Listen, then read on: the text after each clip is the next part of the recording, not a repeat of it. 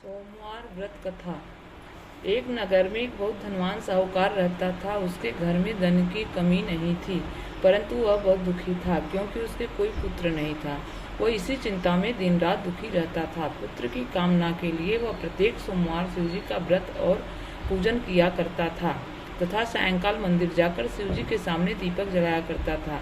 उसके इस भक्ति भाव को देखकर एक समय माता पार्वती ने शिवजी से कहा, महाराज, यह साहूकार आपका अनन्य भक्त है, सदैव आपका व्रत और पूजन बड़ी श्रद्धा से करता है। आपको इसकी मनोकामना पूर्ण करनी चाहिए। शिव जी ने कहा, हे पार्वती, यह संसार कर्म क्षेत्र है। किसान खेत में जैसा बीज बोता है वैसा ही फसल काटता है।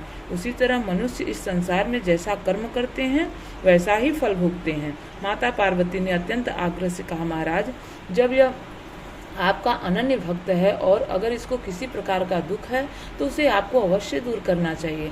आप तो सदैव अपने भक्तों पर दयालु होते हैं और उनके दुखों को दूर करते हैं। यदि आप ऐसा नहीं करेंगे तो मनुष्य आपका पूजन तथा व्रत क्यों करेंगे।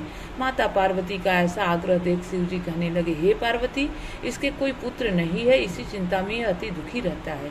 इसके भाग्य में पुत्र न होने पर भी मैं इसको पुत्र की प्राप्ति का वर देता हूँ, परंतु वह पुत्र केवल 12 वर्ष तक जीवित रहेगा। उसके पश्चात वह मृत्यु को प्राप्त हो जाएगा। इससे अधिक मैं इसके लिए कुछ नहीं कर सकता। माता पार्वती और भगवान शिव का यह वार्तालाप साहूकार सुन रहा था। इससे उसको न तो प्रसन्नता हुई और न ही दुख हुआ। वह पूर्व की तरह शिव जी का व्रत और पूजन करता रहा। कुछ समय बाद साहूकार की स्त्री गर्भवती हुई और 10वें महीने उसके गर्भ से अति सुंदर पुत्र उत्पन्न हुआ। साहूकार के घर में बहुत खुशी मनाई गई, परंतु साहूकार तो यह जानता था कि उसकी केवल 12 वर्ष की आयु है, इसलिए उसने अधिक प्रसन्नता प्रकट नहीं की और न ही किसी को यह भेद ही बताया। जब वह बालक 11 वर्ष का हो गया तो बालक की माता ने उसके पिता से उसका विवाह करने के लिए कहा। साहूकार ने कहा, अभी मैं इसका विवाह नहीं करूंगा, मैं अपने पुत्र को काशी पढ़ने के लिए भेजूंगा। साहूकार ने बालक के मामा को बुलाकर उसको बहुत सा धन देकर कहा, तुम इस बालक को काशी पढ़ने के लिए ले जाओ और रास्ते में जिस स्थान पर भी जाओ यज्ञ करते ब्राह्मणों को भोजन कराते तथा दक्षिणा देते हुए जाना। दोनों मामा भांजे यज्ञ करते ब्राह्मणों को भोजन कराते तथा दक्षिणा देते काशी जी की ओर चल पड़े। रास्ते में एक शहर पड़ा। उस शहर में राजा की कन्या का विवाह था, परंतु जो राजकुमार विवाह कराने के लिए आया था वह एक आंख से काना था।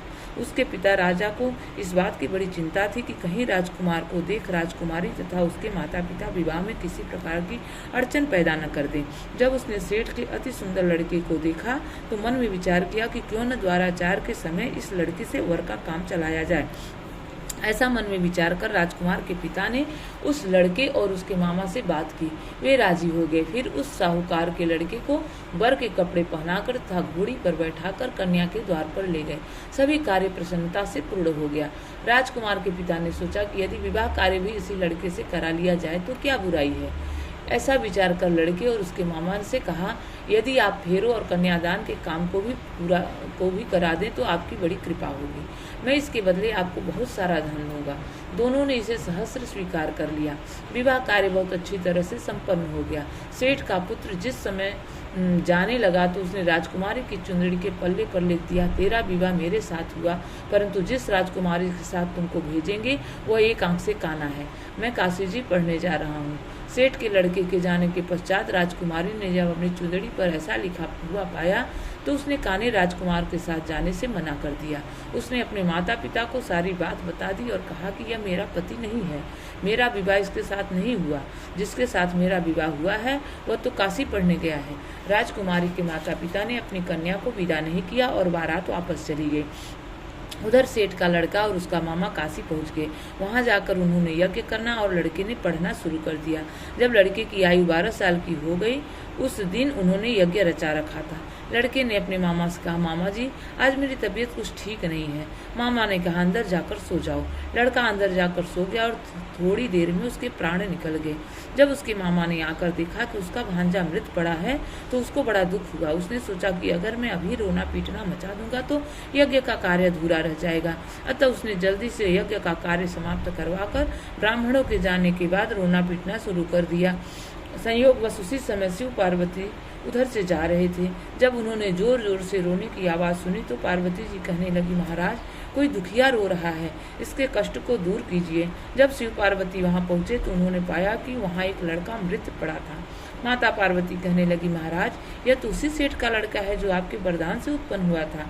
शिव जी ने कहा, हे पार्वती, इसकी आयु इतनी ही थी, वह यह भोग चुका। तब पार्वती जी ने कहा, हे महाराज, इस बालक को और आयु दो, नहीं तो इसके माता पिता तड़प तड़प कर मर जाएंगे। माता पार्वती के बार बार आग्रह करने पर शिव जी ने उसको जीवन का वरदान दिया। शिव जी की कृपा से वह लड़का जीवित हो गया। शिव जी और पार्वती कैलाश पर्वत को चले गए। शिक्षा पूर्ण होने पर वह लड़का और उसका मामा उसी प्रकार यज्ञ करते, ब्राह्मणों को भोजन कराते तथा दक्षिणा देते अपने घर की ओर चल पड़े। रास्ते में उसी शहर में आए जहाँ उस लड़के का वहाँ की राजकुमारी से विवाह हुआ था। वहाँ आकर उन्होंने यज्ञ आरंभ कर दिया। उस लड़के के ससुर वहाँ के राजा ने उसको पहचान लिया और महल में ले जाकर उसकी बहुत आवभगत की। बहुत से दास दासियों सहित आदर पूर्वक अपनी राजकुमारी और जमाई को विदा किया। जब वे अपने शहर के निकट आए तो मामा ने कहा कि मैं पहले तुम्हारे घर जाकर तुम्हारे माता पिता को खबर कराता हूँ। जब उस लड़के का मामा घर पहुंचा तो उसने देखा कि लड़के के माता पिता घर की छत पर बैठे थे। उन्होंने यह प्रण कर रखा था कि यदि हमारा पुत्र सकुशल लौट आया तो हम राजी खुशी नीचे आ जाएंगे, नहीं तो छत से गिरकर अपने प्राण दे देंगे। उस लड़के के मामा ने आकर जब यह समाचार दिया कि आपका पुत्र आ गया है, तब उनको विश्वास नहीं आया। उसके मामा ने शपथ पूर्वक कहा कि आपका पुत्र अपनी पत्नी तथा बहुत सारा धन लेकर साथ आया है। तो सेठ प्रसन्नता से भर उठा। सेठ सेठानी आनंद पूर्वक नीचे आए। बाहर आकर उन्होंने अपने पुत्र तथा उसकी पत्नी का भरपूर स्वागत किया। सभी प्रसन्नता के साथ रहने लगे। जो कोई सोमवार के व्रत को धारण करता है अथवा इस कथा को पढ़ता या सुनता है, उसके सब दुख दूर होकर उसकी समस्त मनोकामनाएं पूर्ण होती है तथा इस लोक में नाना प्रकार के सुख भोग कर अंत में सदाशिव के लोक को प्राप्त होता है। शिव शिव शिव, नमः शिवाय नमः शिवाय।